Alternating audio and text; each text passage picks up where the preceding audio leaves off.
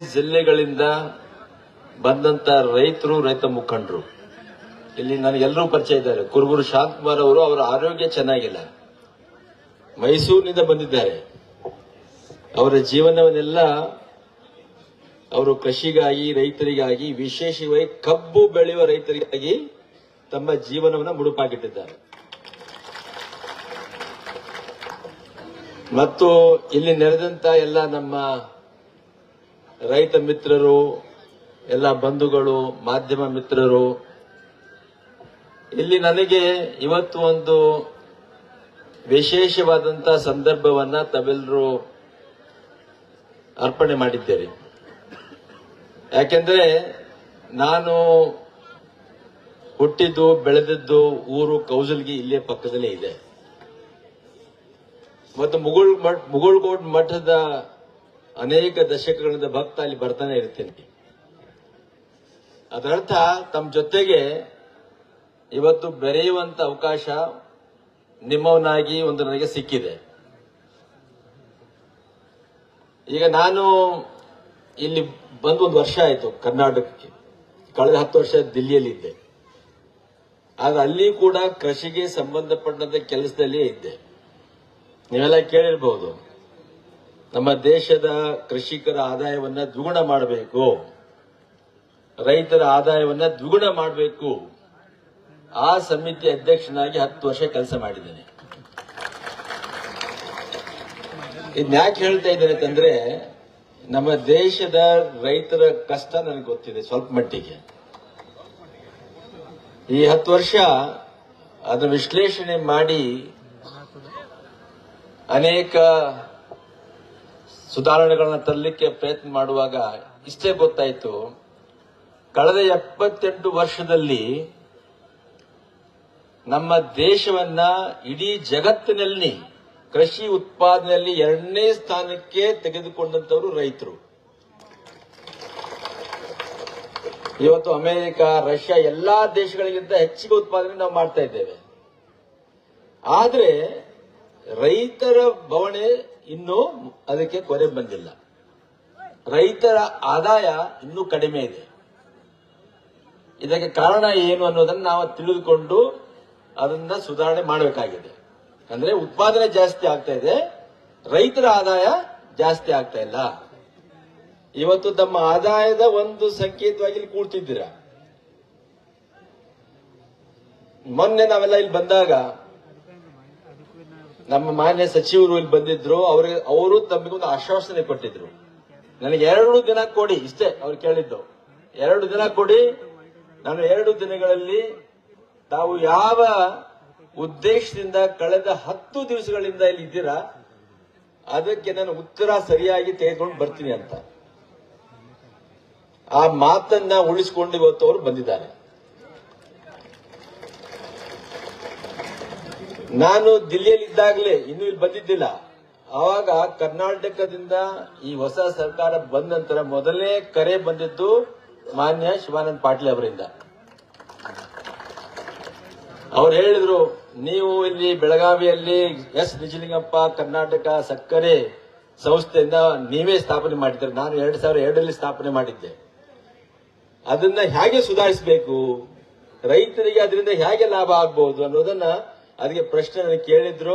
Sir, ನಾನು ಇಲ್ಲಿ ಬರ್ತೀನಿ, ಬಂದು ಅದನ್ನ ತಮ್ಮ ಜೊತೆ ಚರ್ಚೆ ಮಾಡಿ ಉತ್ತರ ಕಂಡುಕೊಳ್ಳೋಣ ಅಂತ ನಾನು ಹೇಳಿದ್ದೆ.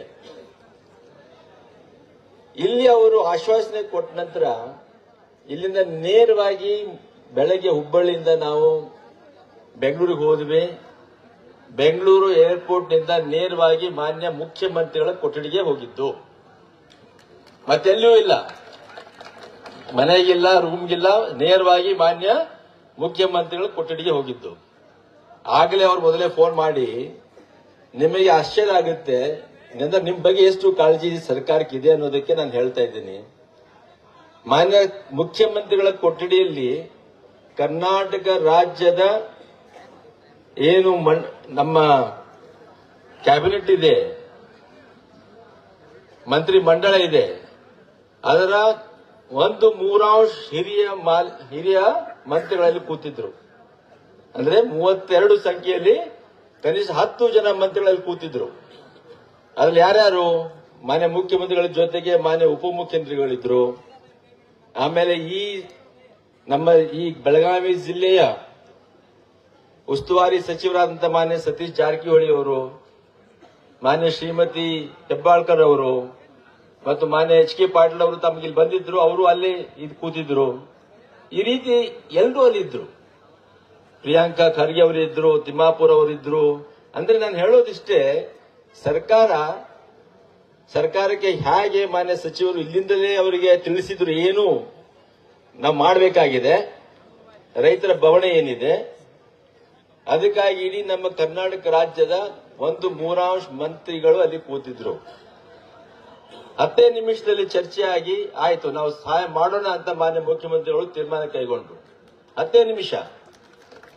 ಅದನ್ನೆಲ್ಲ ನಮ್ಮ ಮಾನ್ಯ ಮಂತ್ರಿಗಳು ಹೇಳ್ತಾರೆ, ನಾನು ಹೇಳೋದಿಲ್ಲ. ಅಂದ್ರೆ ತಮ್ಮ ಪರವಾಗಿ ಸರ್ಕಾರಕ್ಕೆ ಎಷ್ಟು ಕಾಳಜಿ ಇದೆ ಅನ್ನೋದನ್ನ ನಾನು ನಿಮಗೆ ಹೇಳ ಬಯಸ್ತೇನೆ. ಅದಾದ ನಂತರ ಏನು ಅಲ್ಲಿ ಸಭೆ ಆಯ್ತು, ಅದನ್ನೆಲ್ಲ ನಮ್ಮ ಮಾನ್ಯ ಮಂತ್ರಿಗಳು ಹೇಳ್ತಾರೆ. ಅಲ್ಲಿ ಬಹಳ ಖಂಡಿತವಾಗಿ ನೇರವಾಗಿ ಮಾನ್ಯ ಮುಖ್ಯಮಂತ್ರಿಗಳು ಮತ್ತು ಮಾನ್ಯ ಸಚಿವರು ಎಲ್ಲ ನಮ್ಮ ಕಾರ್ಖಾನೆಗಳ ಮಾಲೀಕರಿಗೆ ಇದು ಮಾಡಲೇಬೇಕು ಅನ್ನುವಂತಹ ಸಲಹೆಯ ಜೊತೆಗೆ ಆದೇಶ ಕೂಡ ಕೊಟ್ಟರು. ಆ ರೀತಿ ಇವತ್ತು ತಮಗೆಲ್ಲ ಗೊತ್ತಾಗುತ್ತೆ. ನಾನು ಎರಡೇ ಮಾತು ಹೇಳಬೇಕು ಇದನ್ನು ಬಿಟ್ಟು. ಅಂದ್ರೆ ರೈತರ ಆದಾಯ ಸುಧಾರಣೆ ಆದಾಗ ರೈತ ಒಬ್ಬ ಒಳ್ಳೆಯ ಮನುಷ್ಯನಾಗಿ ಬಾಳಲಿಕ್ಕೆ ಸಾಧ್ಯ ಆಗುತ್ತೆ. ಅದಕ್ಕೋಸ್ಕರ ತಾವೆಲ್ಲರೂ ಕೇವಲ ನನ್ನ ಇಳುವರಿ ಜಾಸ್ತಿ ಆಗ್ತಿದೆ ಅನ್ಬೇಡಿ. ಆ ಇಳುವರಿ ಜಾಸ್ತಿ ಮಾಡೋ ಜೊತೆಗೆ ಖರ್ಚು ವೆಚ್ಚ ಹೇಗೆ ಕಡಿಮೆ ಮಾಡಬೇಕು ಅನ್ನೋದನ್ನ ಯೋಚನೆ ಮಾಡಿ. ನೀರಿನ ಬಳಕೆ ಕಡಿಮೆ ಆಗಬೇಕು, ಗೊಬ್ಬರದ ಅಂಶ ಕಡಿಮೆ ಆಗಬೇಕು, ಮತ್ತು ಜೊತೆಗೆ ಒಳ್ಳೆಯ ತಳಿಗಳನ್ನ ಪರಿಕರಗಳನ್ನ ಉಪಯೋಗ ಮಾಡಬೇಕು.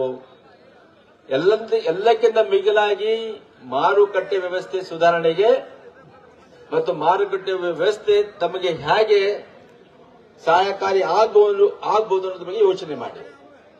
ಅಂದಾಗ ಮಾತ್ರ ರೈತ ಏನ್ ಬೆಳೀತಾ ಇದ್ದಾನೆ ಅದರಿಂದ ಲಾಭ ಆಗುತ್ತೆ, ಆದಾಯ ಜಾಸ್ತಿ ಆಗುತ್ತೆ. ಆದಾಯ ಆದರೆ ಮಾತ್ರ ತಮ್ಮ ಮಕ್ಕಳು ಓದಲಿಕ್ಕೆ ಸಾಧ್ಯ, ತಮ್ಮ ಆರೋಗ್ಯ ಸರಿ ಇರಲಿಕ್ಕೆ ಸಾಧ್ಯ, ತಮ್ಮ ಮಕ್ಕಳಿಗೆ ಒಳ್ಳೆಯ ಸಂಸ್ಕೃತಿ ಸಂಸ್ಕಾರ ಕೊಡಲಿಕ್ಕೆ ಸಾಧ್ಯ. ಇವಕ್ಕೆಲ್ಲ ರೈತರ ಆದಾಯ ಬಹಳ ಮುಖ್ಯ. ಕಾರಣ ತಾವೆಲ್ಲರೂ ಈ ಏನು ಆದಾಯವನ್ನು ಹೇಗೆ ಜಾಸ್ತಿ ಮಾಡಿಕೊಳ್ಳಬೇಕು ಅದ್ರ ಬಗ್ಗೆ ಯೋಚನೆ ಮಾಡ್ತಾ ಇರಿ. ಇದ್ರ ಬಗ್ಗೆ ಮತ್ತೊಮ್ಮೆ ನಾನು ಬಂದಾಗ ಚರ್ಚೆ ಮಾಡೋಣ. ಇವತ್ತು ಸಮಯ ಜಾಸ್ತಿ ಇಲ್ಲ. ಆದ್ರಲ್ಲಿ ತಮ್ಮೆಲ್ಲರ ಪರವಾಗಿ ನಮ್ಮ ಪೂಜ್ಯ ಗುರುಗಳಿಗೆ ನಾನು ಧನ್ಯವಾದಗಳನ್ನು ಹೇಳಲು ಬಯಸ್ತೇನೆ. ಯಾಕಂದ್ರೆ ಅವ್ರಿಗೂ ನಾವು ಇಲ್ಲಿ ಬರೋಕ್ಕಿಂತ ಮುಂಚೆ ಮಾನ್ಯ ಮಂತ್ರಿಗಳು ಹೇಳಿದ್ರು, ಸ್ವಲ್ಪ ಗುರುಗಳಿಗೆ ಹೇಳ್ಬಿಡಿ ಅವ್ರನ್ನು ಕರ್ಸೋಣ ಇಲ್ಲಿಗೆ ಅಂತ. ಯಾಕಂದ್ರೆ ಅವ್ರ ಭಕ್ತರು, ನಾನು ಭಕ್ತ, ಎಲ್ಲ ನಾವು ಸೇರಿ ಅವ್ರಿಗೆ ಬರಮಾಡ್ಕೊಂಡಿವಿ. ನಮ್ಗಿಂತ ಜಾಸ್ತಿ ಭಕ್ತಿ ನಿಮ್ಮಲ್ಲಿದೆ. ಇವತ್ತು ನೋಡಿ, ಕನಕ ಜಯಂತಿ ದಿವಸ ನಾವೆಲ್ಲರೂ ಸೇರಿದ್ದೀವಿ. ಕನಕ ಜಯಂತಿ ದಿವಸ ತಮಗೆ ಒಂದು ಸುದ್ದಿ ಸಿಗ್ತಾ ಇದೆ. ನಾವು ಅವರಿಗೂ ಕೂಡ ಇವತ್ತು ಪೂಜೆ ಸಲ್ಲಿಸೋಣ. ಮತ್ತು ನಮ್ಮ ಜಿಲ್ಲಾಧಿಕಾರಿ ರೋಷನ್ ಬೇಗ್ ಅವರು ಮತ್ತು ನಮ್ಮ ಪೊಲೀಸ್ ವರಿಷ್ಠಾಧಿಕಾರಿ ಡಾಕ್ಟರ್ ಭೀಮಾಶಂಕರ್ ಅವರೆಲ್ಲ ಸಹಪಾಠಿಗಳು ಬಹಳಷ್ಟು ಸಹಾಯ ಮಾಡಿದ್ದಾರೆ. ಅವರು ಬೆಳಗ್ಗೆ ರಾತ್ರಿ ಮಧ್ಯಾಹ್ನ ಫೋನ್ ಮಾಡ್ತಾ ಇದ್ರು, ಸರ್ ಏನಾಯ್ತು, ಬೆಂಗಳೂರಿನಲ್ಲಿ ಏನು ನಿರ್ಧಾರ ಕೈಗೊಳ್ಳಾಗ್ತಾ ಇದೆ. ಅವರಲ್ಲಿ ನಿಮ್ಮ ಪ್ರೀತಿ ನೋಡಿ ನನಗೆ ಬಹಳ ಆನಂದ ಆಯ್ತು. ಒಬ್ಬ ಅಧಿಕಾರಿಯಲ್ಲಿ ಇಷ್ಟು ಪ್ರೀತಿ ನೀವು ಇಟ್ಕೊಂಡಿದ್ದೀರಾ ಅಂತಂದ್ರೆ ಪ್ರಕಾಶ್ ಅವರೇ ಅಷ್ಟು ಅವರು ಒಳ್ಳೆಯ ಕೆಲಸ ಮಾಡಿದ್ದಾರೆ. ನಾನು ಅವ್ರಿಗೆ ಹೇಳಿದೆ, ನಿಮ್ಮನ್ನ ನೋಡಿ ನನ್ನ ಹಳೆಯ 30 ವರ್ಷದ ಹಿಂದಿನ ನೆನಪು ಬಂತು ಅಂತ. ಯಾಕೆ ನಾನು 30 ವರ್ಷದ ಹಿಂದೆ ಜಿಲ್ಲಾಧಿಕಾರಿಯಾಗಿದ್ದೆ, ಆವಾಗ ನೆನಪು ಈಗ ಬಂತು ಅಂತ ನಾನು ಹೇಳಿದೆ. ನಿಮ್ಗೆಲ್ಲರಿಗೂ ಧನ್ಯವಾದ, ಅಭಿನಂದನೆಗಳು. ನಿಮ್ಮೆಲ್ಲರೂ ಒಳ್ಳೆಯದಾಗ್ತಾ ಇರಲಿ. ಮತ್ತು ಇನ್ನೊಮ್ಮೆ ಪೂಜಾ ಅಪ್ಪಾಜಿಯವರ ಆಶೀರ್ವಾದ, ಯಲ್ಲಾಲಿಂಗ ಮಹಾರಾಜರ ಆಶೀರ್ವಾದ, ಸಿದ್ದರಾಮೇಶ್ವರ ಮಹಾರಾಜರ ಆಶೀರ್ವಾದ ತಮ್ಮೆಲ್ಲ ಇರಲಿ. ಮತ್ತು ಕನಕ ಜಯಂತಿಯಂದು ಪೂಜಾ ಕನಕದಾಸರ ಆಶೀರ್ವಾದ ಕೂಡ ಇರಲಿ ಅಂತ ಹೇಳಿ, ಮತ್ತು ನಾವು ಕೃಷಿಗೆ ಹೆಚ್ಚಿನ ಮಹತ್ವ ಕೊಟ್ಟು ನಮ್ಮ ದೇಶದ ಅಭಿವೃದ್ಧಿಗೆ ಪ್ರಯತ್ನ ಮಾಡೋಣ ಅಂತ ಹೇಳಿ ನನ್ನ 2 ಮಾತನ್ನು ಮುಗಿಸ್ತೇನೆ. ಧನ್ಯವಾದ.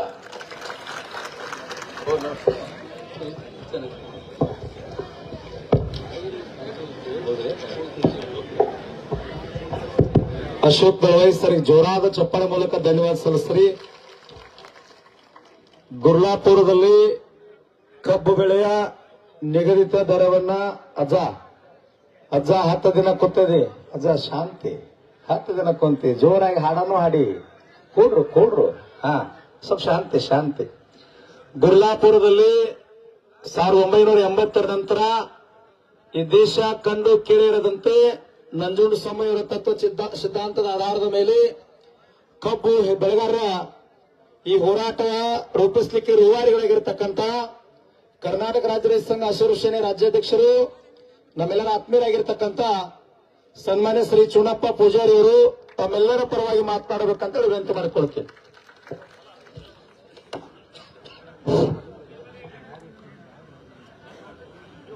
ಇವತ್ತು